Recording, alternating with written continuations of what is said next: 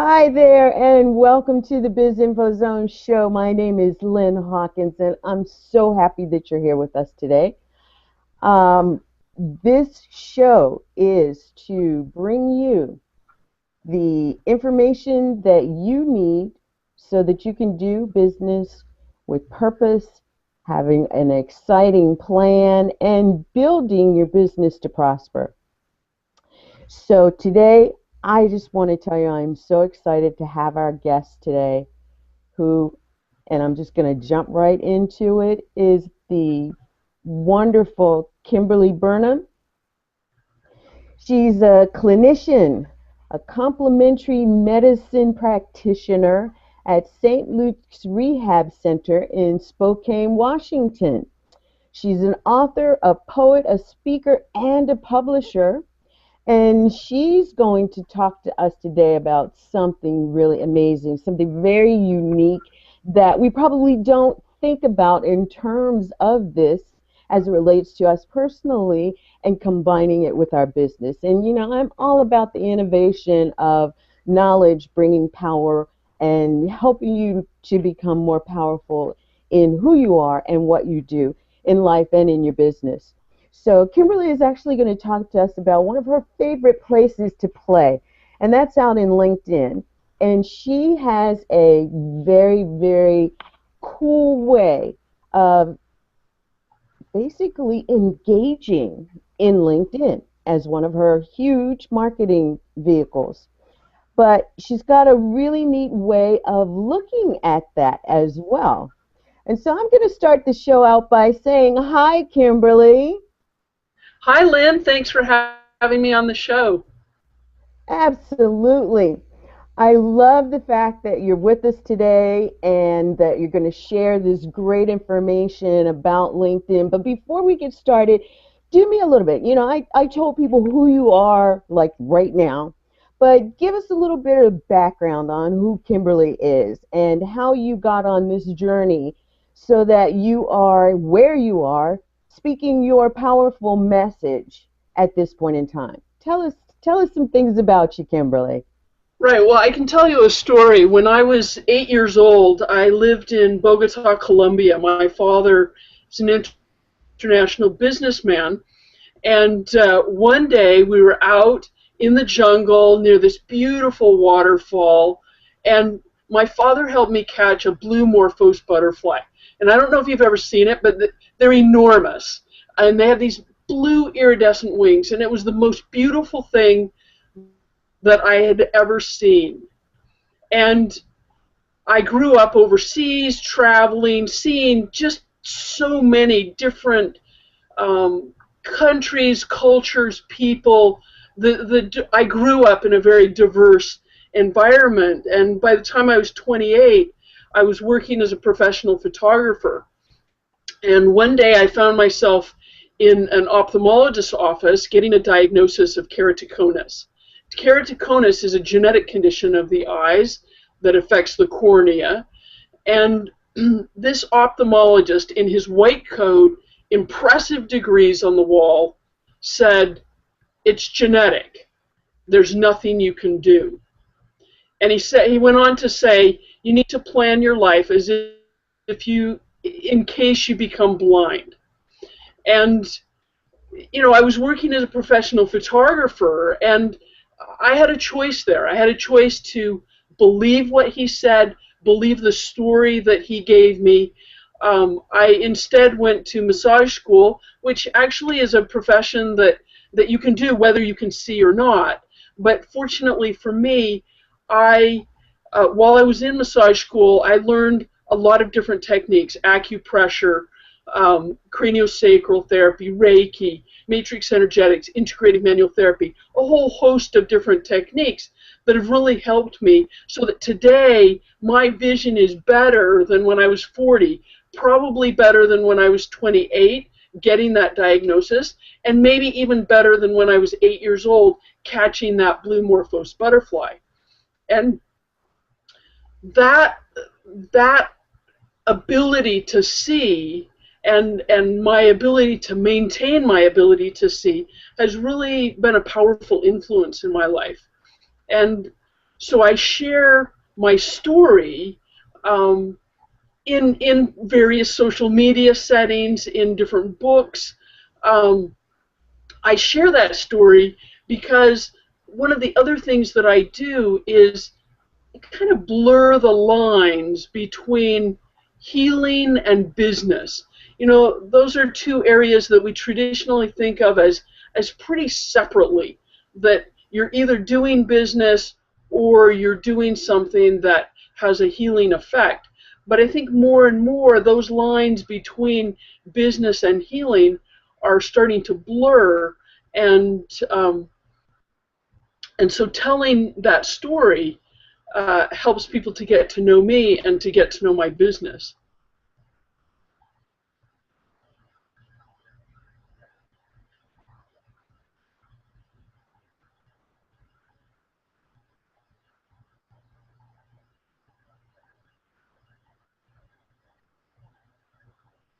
Okay, I don't know if you can hear me because your face, Lynn, has frozen on the screen. So I'm just going to continue to say a little bit more.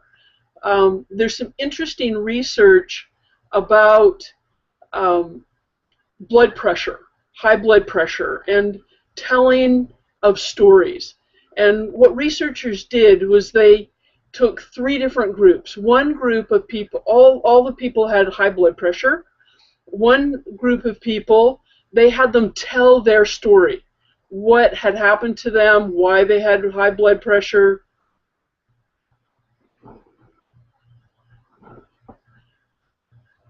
I don't know, I think I've maybe lost you. Um, Okay, there I am. I'm back. are you, you're back? I'm Okay. back. So Wow. So I lost you for a minute, and then you lost me, and now we're both back. So do me a favor and start before we lost you.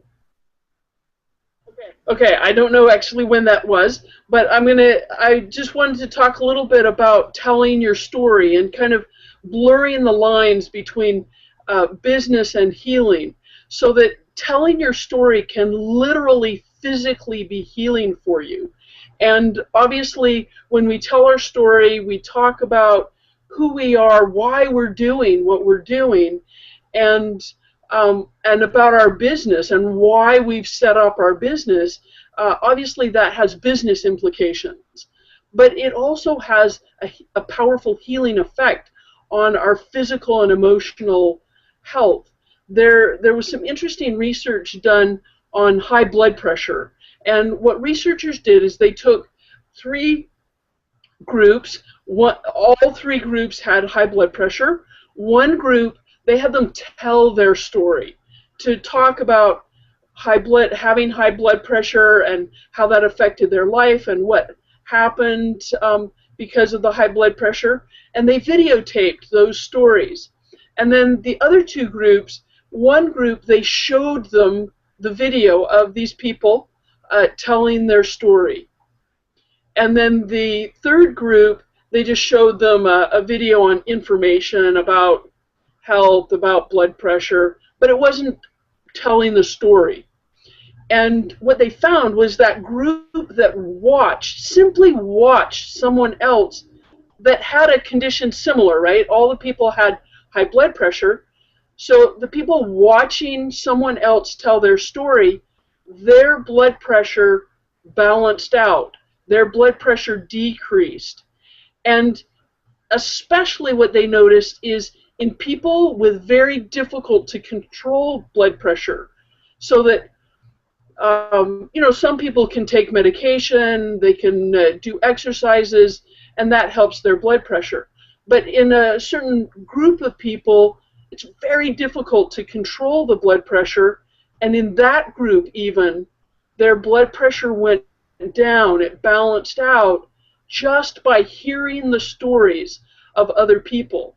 And I think when we tell our story, it can be healing to ourselves to be able to look at that story and think about what it means to us, and we get a new perspective on it. But it can also be healing to other people because they can hear that story and they can think, wow, there are other people like me, maybe that are struggling, maybe that are having really happy experiences, but we can connect through stories.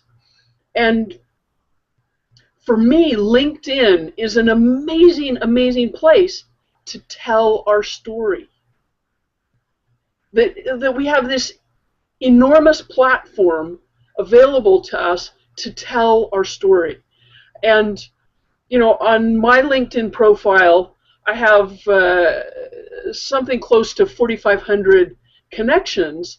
And I think that one of the reasons that I have so many connections is that I've used LinkedIn to tell my story, to really share those ways that people can connect with me.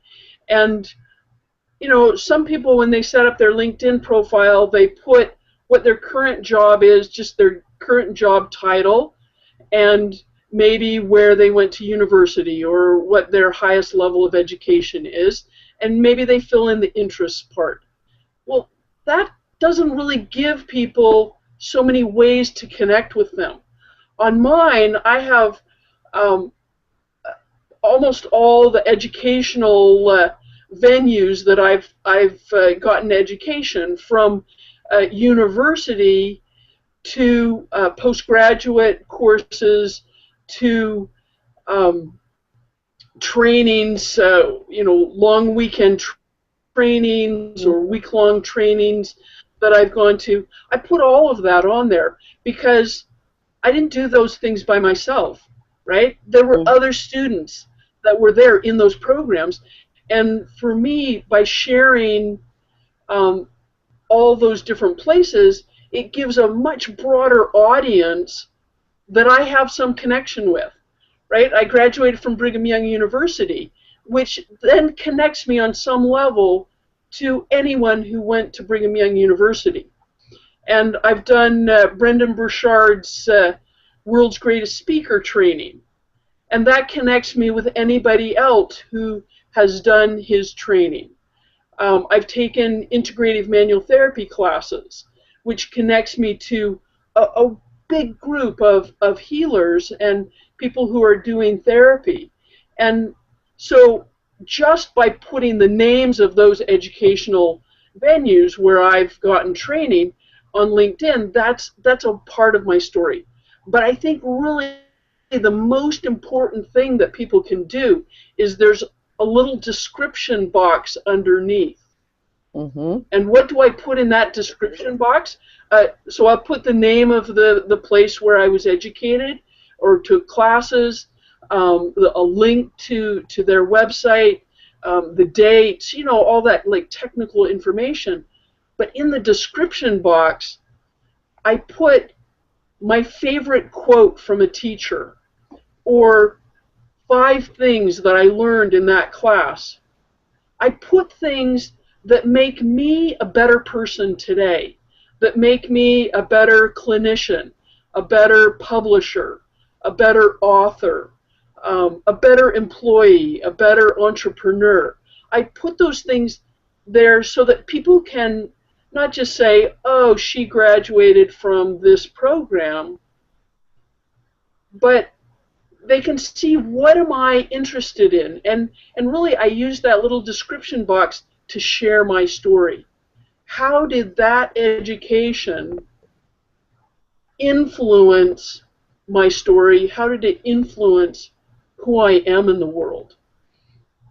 And I think that's really the key to any social media venue. But LinkedIn, it's really for business people. It's for doing business.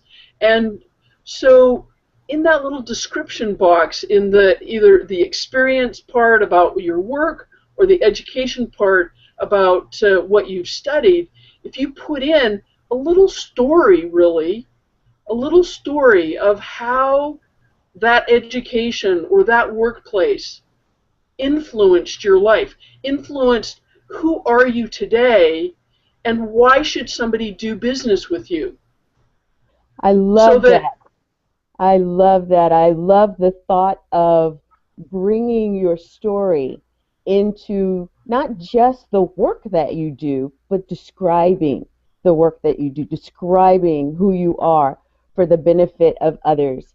And it makes so much sense. And I want to make sure that our audience really reflects on this, that your description, even some of the things that you do in other social media places, in Facebook, in Google Plus, you want to really connect to your story, because that's what people connect to you with. They see the similarities in your story, they see the opportunities to connect, and your story gives them an open door, right? That's what you're saying, right? Right, absolutely. And for example, one of the places that I've worked, I worked in an alternative medicine and physical therapy clinic for a few weeks, consulting in Israel. And that's, I think, something that's kind of interesting about me, maybe something kind of unique about me, that I've worked and consulted in clinics around the world, really. But as it happens, I was in that clinic working. One morning I was there working, and I just, the week before, I'd been scuba diving in the Red Sea and in Egypt, which is just really across the border from Israel. But this morning, I was in Tel Aviv working in the clinic, and someone walked in the door and said, "There's been a bombing in New York City." And it was September 11th, and I was in Tel Aviv on September 11th, and that really affected me. And it affected the way that I look at the world and look at my responsibility to create a more peaceful world. And, that's very connected to my business, so that I believe that people who feel better make better choices for themselves and for their family and for their community and for their country and for the world in general. And so I feel that when I'm doing some kind of healing work with someone, working clinically with someone, helping them to feel better, to move better, to function better, I feel like I'm contributing to peace in the world. And that's a story that I can put on LinkedIn, because I was working there, so I can put the name of the clinic and the times that I was working. And then in that description box, I can talk about what was my experience and how did that experience of being in Tel Aviv on September 11th, 2001, how did that affect who I am today and why I have this mission to help people feel better, because I believe that that's really the only way that we're going to have a world where people can really take advantage of the abundance that there is and can experience peace and happiness and success and creativity in their lives, is if they start to feel better and feel connected and have those relationships where they can influence in a positive way the world. And I think that each of us, by telling our story and really reflecting on why are we the person that we are today, we can change the world and we can make this world a better place.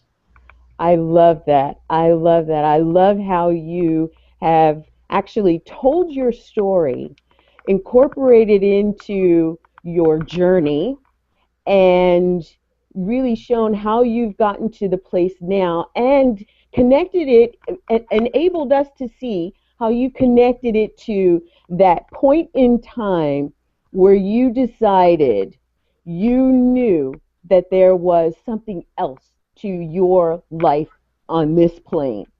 And I just want to make sure that our audience is once again aware that we're today talking with our guest, Kimberly Burnham, who's a clinician, a complementary medicine practitioner at St. Luke's Rehab Center in Spokane, Washington.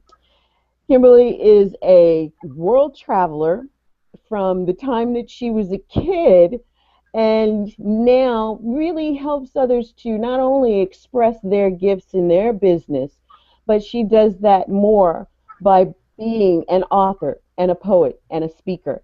And I just want to say thank you for bringing you to our audience today. You talked about this whole publishing side of things. You know, your story, you talked about being an author and a poet and, you know, how that kind of opened up for you. And your journey since 2011 actually sprouted those wings. Is that right? Right. So actually, I can show you. 2011, I was in a book called Pebbles in the Pond: Transforming the World One Person at a Time, and it's a book put out by Christine Closer, Transformational Books, and what that gave me an opportunity to do was to really reflect, what is my message? What is the story that I want to share with the world? And what I shared in there was some of my own vision recovery and also the work that I do to help other people, children, adults, recover their vision. And being published gave me an opportunity to have an Amazon authors page as well, which is, I think, another venue where you can tell your story. On an Amazon authors page, you have quite a bit of space where you can put your bio, which obviously is about telling your story, and really is a place where you really want to connect with readers, right? So what are you going to put? What are you going to tell of your story that will engage with people who want to be inspired, who want to learn how, in my case, how to improve their vision or to improve their brain health or to create peace in the world. One of the other anthologies that I've recently been in is called World Healing, World Peace, put out by Inner Child Press. And it's a poetry anthology, and I had one of my poems in there. And that really sums up what I'm trying to do in the world. And by publishing, then my story, my poems, my stories are able to go out into the world in a much greater way. And then I can also use those platforms like an Amazon authors page to share my story.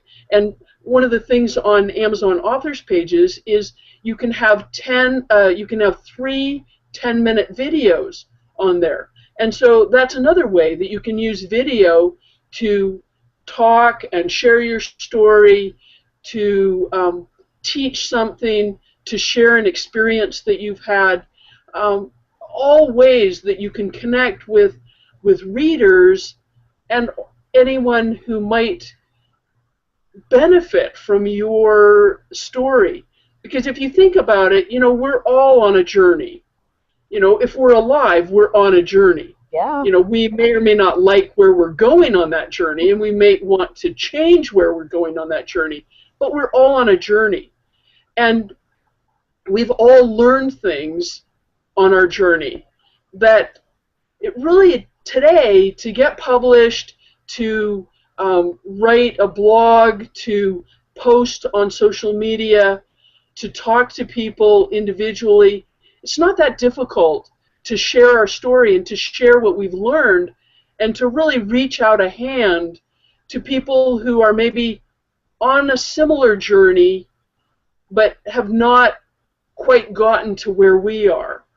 And we also can see the people ahead of us who have learned something on their journey, and we're able to connect with them if they're sharing their story out into the world. That's amazing.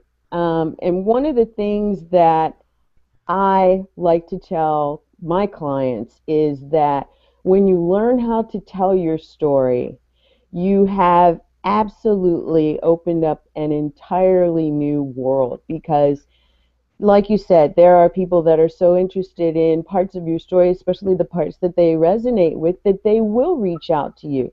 You've given them permission to do that. And in LinkedIn, I know that one of the issues that people have is, this is a professional venue, and how do I tell my story? What do I tell about my story that isn't personal? My story is personal, and I can hang out in Facebook, and there's a more relaxed environment there. But what would you say is maybe the biggest strategy about putting your story or pieces of your story out in LinkedIn? And I think you gave us a couple already, but if you could shine some light on that, that would be great. Right, and I think that really the lines blur between what is personal and what is business, what is professional, for a lot of us. I think really for any entrepreneur, why they are where they are and why they're doing what they're doing is that blend of personal and professional.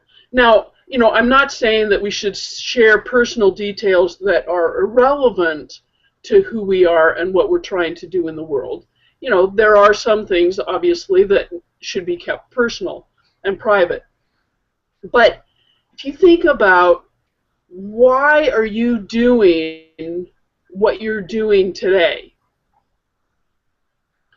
that,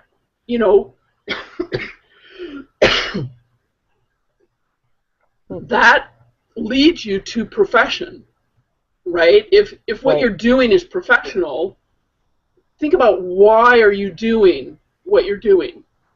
Why do you love what you're doing? What about it?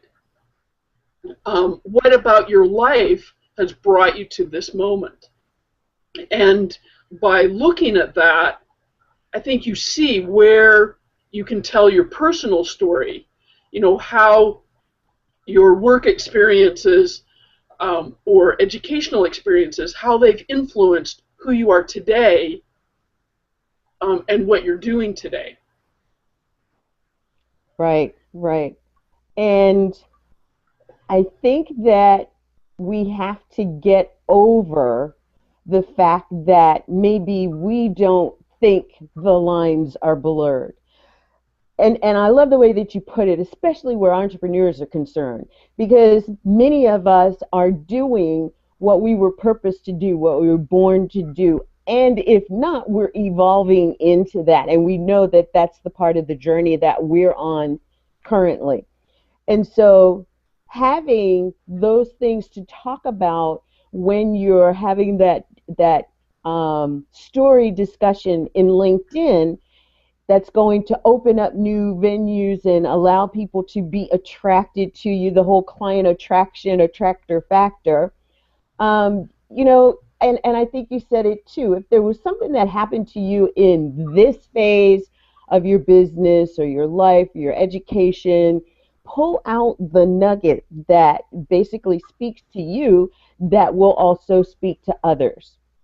And I think that's a great strategy that allows those of us who maybe aren't playing as seriously and heavily in LinkedIn as we are other places, and then playing some places. I like to use the analogy of playing in a playground. And you want to play in the playground where all of your potential clients are playing. But how do you know where they are other than having the conversation and sharing the stories? And that same thing applies in LinkedIn. And there's a lot of playgrounds out in Facebook. And even in Google Plus, there's a whole strategy being built now as to how you can more effectively play in the areas where your potential ideal clients are, and it still stems around having this story. And I love the fact that you also talked about your vision physically brought you to a place where you were looking at ways to reach farther, and that being your vision. And I just love that play on those words and the meanings, vision, eyes, and vision being seeing where it is you want to go, and then designing how it is you want to get there, using LinkedIn as a strategy that you discuss really, really opens up a lot for, I know, a lot of our audience. Um, do me a And favor. Go ahead. I was going to say, one of the things that you said earlier is people can resonate with your story. And I think that's the key. On LinkedIn, for example, just because that's where we're talking about, if you just have like a few pieces of information, that's just a few places where someone could potentially resonate with you. If you have 100 different pieces of information, and 100 parts of your story, that means there's 100 places that someone could resonate with. And we all know not everyone is going to resonate with every other person, but there are people that will resonate with you, and it's like you have to first put your story out there. You have to put yourself out there so that there are even places for people to resonate with. Mm-hmm. If you're just at home and you're not saying anything to anyone, like no one's going to resonate with you because there is nothing to That's resonate true. with, Uh-huh. right?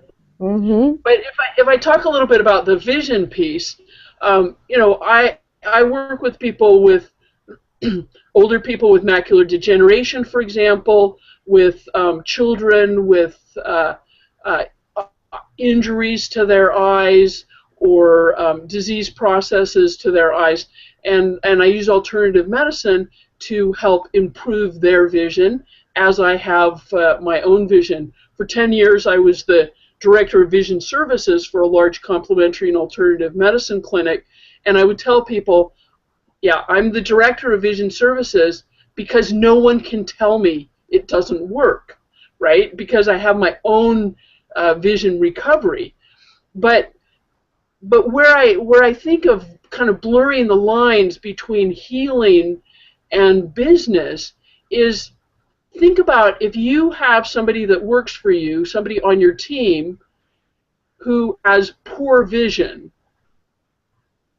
that influences what they can do for you, right? And so imagine if all of your employees had the best possible vision, really eyesight we're talking about, so physical vision, improving their physical vision. What kind of difference would that make to your business? And you think about it, because physical vision, it means that I can see different colors, different shapes. I can read. So think about if somebody has a vision issue that interferes with their ability to read, do people have to read in your business?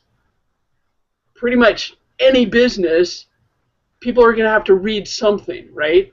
So that does. But what if having better eyesight means that you can recognize the facial expression of your customers better, Mm-hmm. Yeah.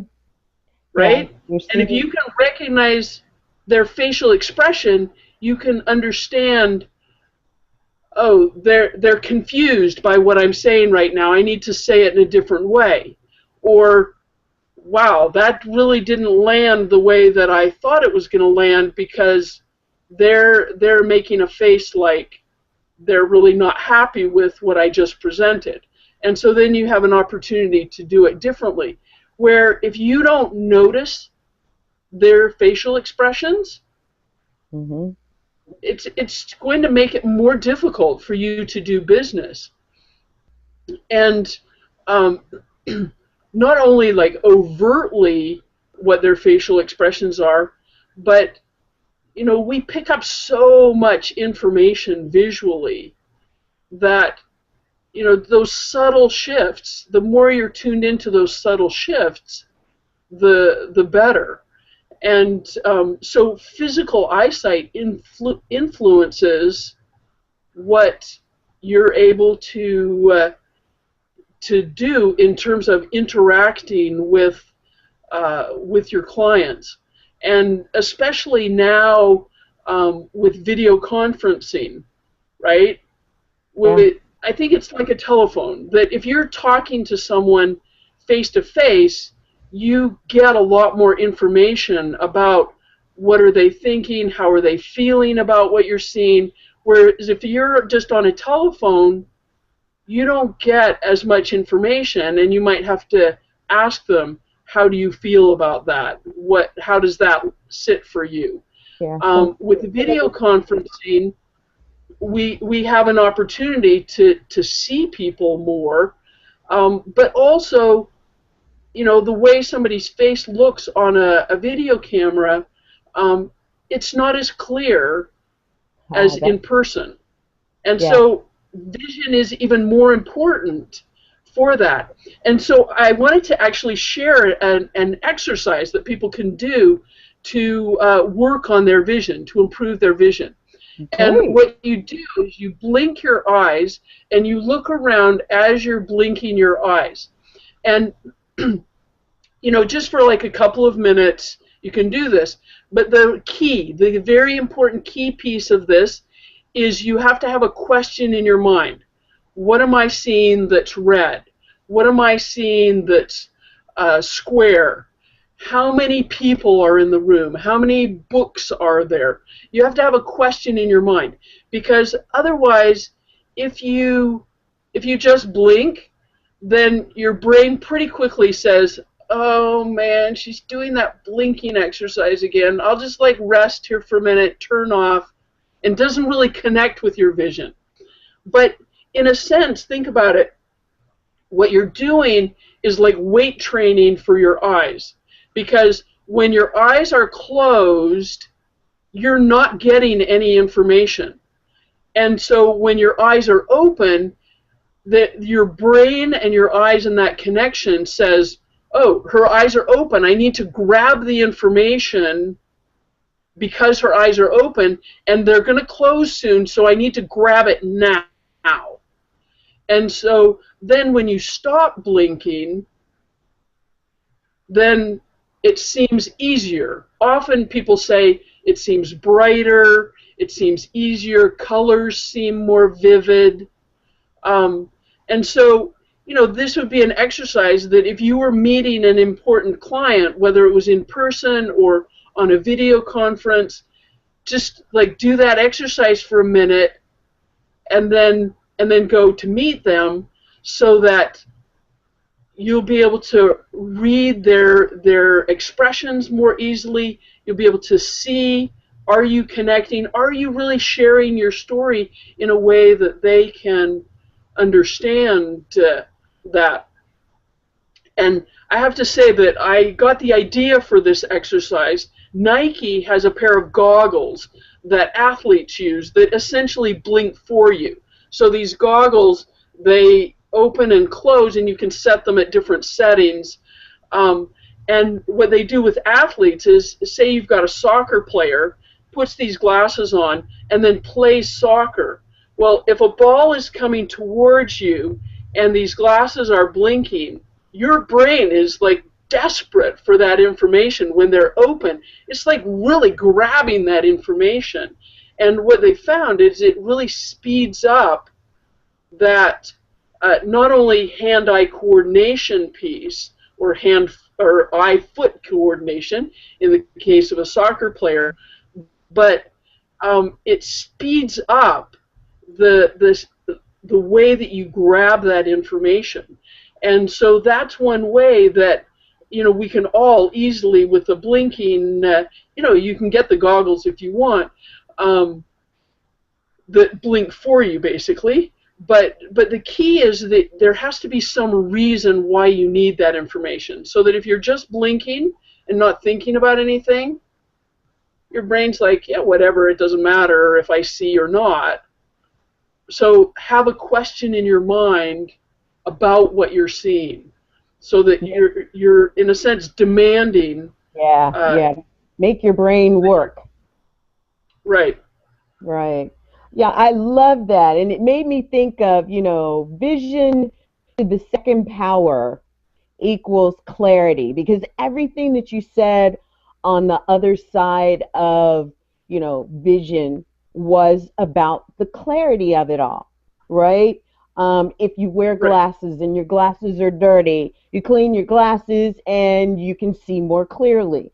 If your vision is blurred about the direction that you're headed in, clean that piece up and it allows you to see more vividly, and everything, like you said, the colors. When you see more clearly visually, personally, I think you hear more clearly, you smell more clearly, all your other senses come alive too. And that's the miraculous thing about the brain. And I love that you brought that piece in, because it is the brain that is the lens, our personal lens to the world, right? Regardless of whether Right. you're seeing it with your eyes or you're hearing it or tasting it, the brain actually interprets it all. And what you're talking about is making the brain work a little harder, training it to see more clearly. I love that. I love that. Now I've got a question Right. for you. You said that you mentioned the couple of things that you got involved in as a means of allowing you to reach more, to teach more, to help more. It's my understanding that you're a part of something new that's happening. And I'd love for you to share with our audience what that is and why you got involved in that. Right. So Lynn and I connected originally through the permission movement, and it's going to be a book as well as really a movement out into the world. And in there, I'm going to talk about giving yourself permission to really see, and that's not only permission to see from an eyesight vision perspective, but can you see, are you giving yourself permission to see the resources available to you? Are you giving yourself permission to see the opportunities that are around you? Literally seeing both physically the colors and the shapes and the amazing diversity that's in the world, but also seeing opportunities and resources and the things that you're grateful for. Um, and I'm very excited about the permission movement and this opportunity really to share my story, my view of the world, the way that I see the world and my vision of the world, to be able to share that with a wider audience, and I hope help them to see the world more clearly. And certainly I'm not about to tell people what they should see, but I would love to help people be able to see what's going to help them in their lives to be more creative and just to have more amazing lives. I love it. And as you mentioned, the permission movement is just that. It's opening the door and teaching individuals that giving yourself permission starts from within. And when you give yourself permission to see more clearly, to see, you will see more clearly. And I love it because you and many of the other co-authors, as well as myself, are really making something of this movement to get the word out. And we'd like to ask you to participate with us in giving yourself permission to join the movement. So watch for that. Watch for Kimberly as she does things in LinkedIn, in Google Plus, in Facebook, tweeting, Pinterest. We want to get the movement moving so that there are so many others of us out there that have the benefit of what giving ourselves permission can do for us. And thank you, Kimberly, for sharing that, for sharing your story, for sharing your reason for wanting to be a part of this project. I think it's going to be huge, and I think you hit the nail on the head when you said it just gives each of us another opportunity to make the world a better place. And with the project, with the work that you're doing, with the whole idea around vision and gaining a clearer perspective on what the world can be, the possibilities of peace in the world, elevates it to a whole nother level.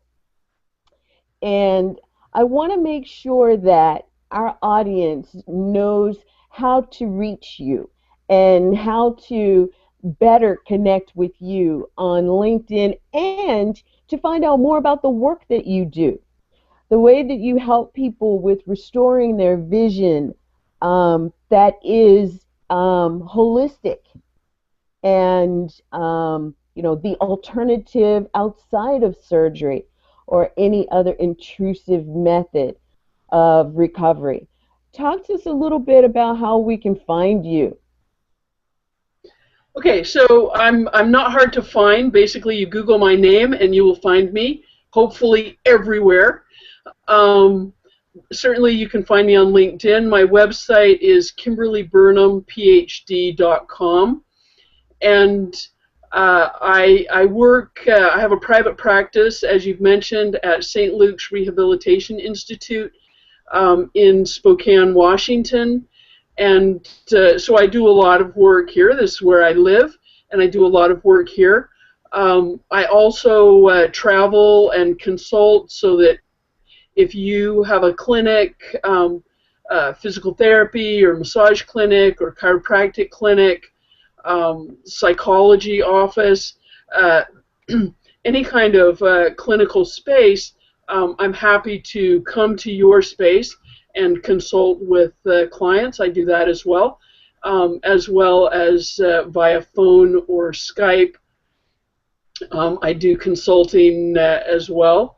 And then to see some of the books that I've written, I have a new one that I've just put into paperback, working with Parkinson's. I work a lot with people with Parkinson's, and so this is a book with some Parkinson alternative medicine approaches to Parkinson's, and all of the books that I've been involved in and written you can find on Amazon.com. I have an Amazon authors page there, and you can find me there. Fabulous. So, Kimberly, let me ask you one question as we wrap up our show for today.